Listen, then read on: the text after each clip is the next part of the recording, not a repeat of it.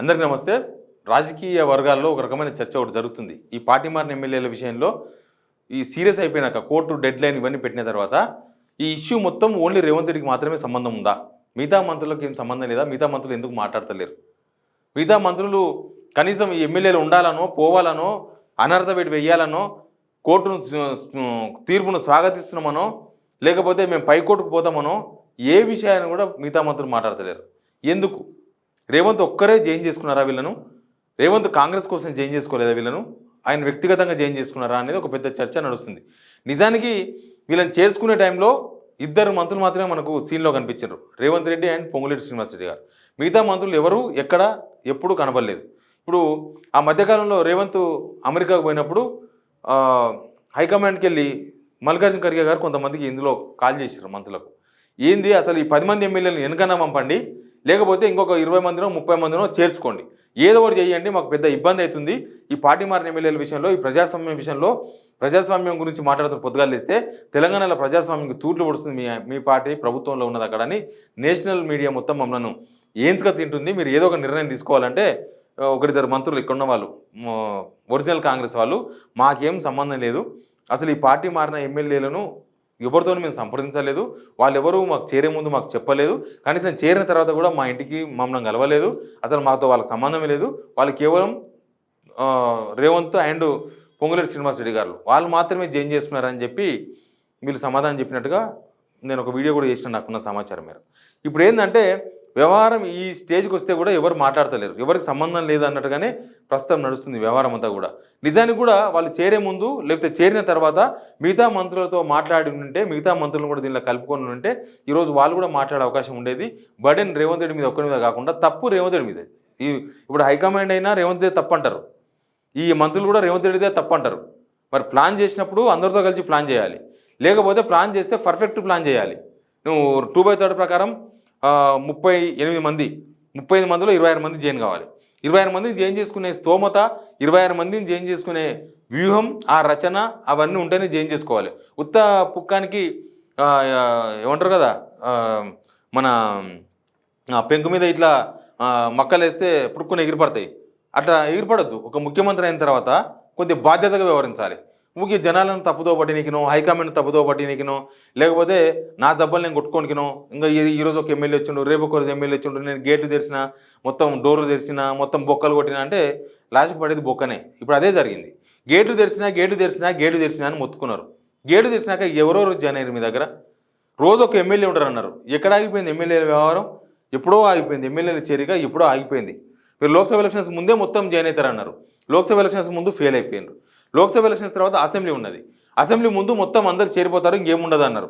చూస్తే ఎవరు జాయిన్ కాలేదు. ఆ పటాన్చెరు ఎమ్మెల్యే తప్ప ఎవరు జాయిన్ కాలేదు. తర్వాత ఇంకా మిగతా వాళ్ళందరూ వరుస కడతారు, మొత్తం లైన్ కడతారు.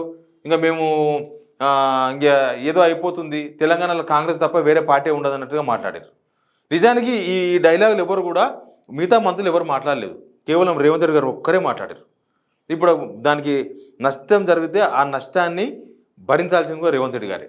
కాంగ్రెస్ వాళ్ళు అంటున్నారు ఈ మాట, ఇప్పుడు అదంతా మాకు సంబంధం లేని ఇష్యూ, ఇదంతా రేవంత్ రెడ్డి గారు చేసిన పని, కాబట్టి నష్టం జరిగితే ఆయనే భరించాలి. మళ్ళీ ఆయన చేర్చుకుంది కాంగ్రెస్ పార్టీ కోసం కాదా అంటే దాని మీద భిన్నాభిప్రాయాలు ఉన్నాయి. ఆయన చేర్చుకున్నది కాంగ్రెస్ పార్టీ కోసం కాదు, ఆయన వేరే ప్లాన్తో చేసుకున్నారన్న చర్చలు చాలా వరకు ఇప్పటికే పొలిటికల్ సర్కిల్లో ఉన్నాయి. మరి రేవంత్ రెడ్డి గారే చెప్పాలి. ఇప్పుడు చేరిన వాళ్ళేమో దేవుని కండవాలంటున్నారు, మంత్రులేమో మాకు సంబంధం లేదంటున్నారు, హైకమాండ్ ఏమో దీన్ని తెంచాల్సిందే అంటున్నారు. వీళ్ళని వెనుక పంపించే పరిస్థితులు అయితే ఇప్పుడు లేవు. ఇది మన స్కూల్ పిల్లల ఇల్లు, ఈ స్కూల్ మూసేస్తుంటే ఆ స్కూల్కి పంపనికే, ఆ స్కూల్లో మూసేస్తే ఇంకో స్కూల్కి పంపనికే. వీళ్ళు జనాలను మోసం చేసి వచ్చి మీ పార్టీలో చేరిన వాళ్ళు ఇప్పుడు జనాలను మళ్ళీ మోసం చేసి ఇంకో పార్టీకి పోతారా ఇట్లా? లేకపోతే వీళ్ళు పోతే అవతల గేట్లు ఓపెన్ ఉండాలి కదా, పోతే చేర్చుకోనికి కూడా అవతల రెడీ ఉండాలి కదా. వీళ్ళది ఎట్లయిపోయిందంటే ఎటుగానే వారం అయిపోయింది.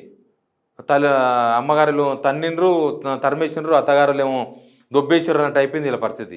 ఎటు కాకుండా అయిపోయింది వీళ్ళది. దీనికి మొత్తానికి రేవంత్ రెడ్డినే బాధ్యత చేస్తున్నారు మిగతా కాంగ్రెస్ నేతలందరూ. మొత్తం దీనికి అంతా కారణం రేవంత్ రెడ్డే. ఆయన ఏం హామీలు ఇచ్చిండో తెలియదు, ఆయన ఎందుకు చేసుకుండో తెలియదు, ఆయన ఎవరితో మాట్లాడిండో తెలియదు. హైకమాండ్కు ఏవో ముచ్చట్లు చెప్పి చేర్చుకున్నారు. వాళ్ళంతా బీజేపీ పోతారని ముచ్చట్లు చెప్పి చేర్చుకున్నారు. మనం చేర్చుకోకపోతే బీజేపీకి వెళ్ళిపోతారు అని, బీజేపీ తర్వాత మన గవర్నమెంట్ గొలవకూడదని. ఇవన్నీ ఈ పొలిటికల్ డ్రామా హైకమాండ్కి ప్లే చేసిండు. ఎవరైనా ప్రత్యర్థి పార్టీతోనో లేకపోతే ప్రతిపక్ష పార్టీతోనో లేకపోతే ఇంకెవరితోనో పొలిటికల్ డ్రామాలు చేస్తారు. కానీ రేవంత్ రెడ్డి గారు డైరెక్ట్ హైకమాండ్తోనే డ్రామా నడిపించిండు. హైకమాండ్కే డ్రామాలు చెప్పిండు, హైకమాండ్కే పిట్టకథలు చెప్పిండు. దీన్ని బట్టి చూస్తే అదే అర్థమవుతుంది. ఈ పిట్టకథలతోన కొన్ని రోజులు నడుస్తుంది, తర్వాత ఏమవుతుంది ఇప్పుడు చూడండి ఎక్కడి దాకా వచ్చిందో. ఇప్పుడు కాపాడుకోమనండి 10 మంది ఎమ్మెల్యేలను.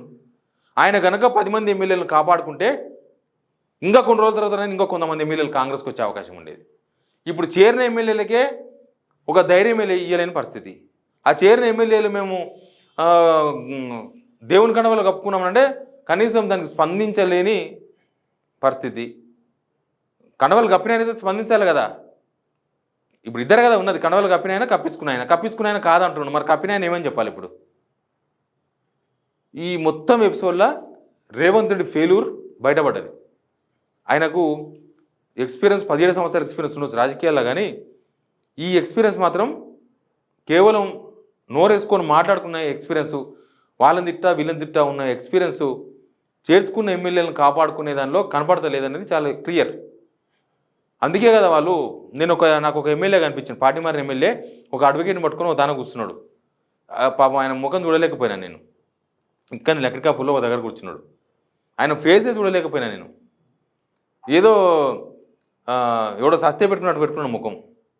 ఏమైతే అయితే గీతే ఎమ్మెల్యే పదవి పోతుంది, అయితే గీతే బై ఎలక్షన్ వస్తుంది, అయితే గీతే గెలుస్తారో ఓడతారో తర్వాత విషయం. దానికి ఇంత ఫీల్ కావడం ఎందుకు? లేకపోతే రేవంత్ ఇంటి కాడ పోయి ధర్నా చేయండి, మమ్మల్ని చేర్చుకున్నావు ఏంది మా పరిస్థితి అని ధర్నా చేయండి, మిగతా వాళ్ళ నుంచి చేర్చండి, లేకపోతే మమ్మల్ని కాపాడుకోండి పెట్టు ధర్నా చేయండి అందరు కలిసిపోయి. లాస్ట్కి అది కూడా అవుతుందేమో అనిపిస్తుంది. వీళ్ళ పరిస్థితి చూస్తే, వీళ్ళ బాధలు చూస్తే, వీళ్ళ సంప్రదింపులు ఆ అడ్వకేటు ఈ అడ్వకేటు అక్కడ ఇక్కడ రకరకాల మనుషులతో మాట్లాడడం, రాత్రి మొబైల్ ఫోన్లు మాట్లాడుతుంటే వీళ్ళ పరిస్థితి చూస్తుంటే వీళ్ళు నిజంగానే ఆగమైనట్టే కనిపిస్తుంది. ఈ ఆగం కాకుండా ఎవరు కాపాడతారో అర్థమైతలేదు. వీళ్ళను ఎవరు కాపాడాలి? వీళ్ళకి 2 మార్గాలు నేను చెప్పిన కదా. చేస్తే వేటికెళ్ళి తప్పించుకోవాలంటే రాజీనామా చేయాలి, లేకపోతే బీఆర్ఎస్ వెనుకకు పోవాలి. ఈ 2 మార్గాలున్నాయి. వెనుకపోతే వాళ్ళు చేర్చుకుంటారా అంటే తెలియదు. దీనిలో రేవంత్ రెడ్డి కూడా ఇరుక్కున్నాడు. నేను చెప్తా రేవంత్ రెడ్డి ఎట్లా ఇరుక్కున్నాడు కూడా చెప్తాను నేను. దీనిలో రేవంత్ రెడ్డి పసాయించి కూర్చున్నాడు. వీళ్ళు కాదు, ఎమ్మెల్యేల కన్నా ఎక్కువ రేవంత్ రెడ్డి పసాయించాడు. అటు హైకమాండ్కి సమాధానం చెప్పడం కాదు, ప్రజలకు సమాధానం చెప్పాలి. చేర్చుకొని మళ్ళీ నేను నా బుద్ధి ఉన్నట్టు చేస్తుంటే కుదరదు కదా. అభివృద్ధి కోసం చేర్చుకున్నారు కదా, మరి అభివృద్ధి కోసం చేసుకున్నప్పుడు కాపాడాల్సిన బాధ్యత కూడా మీ పైనే ఉంటుంది. చూద్దాం ఏం జరుగుతుందో. Please subscribe signal TV.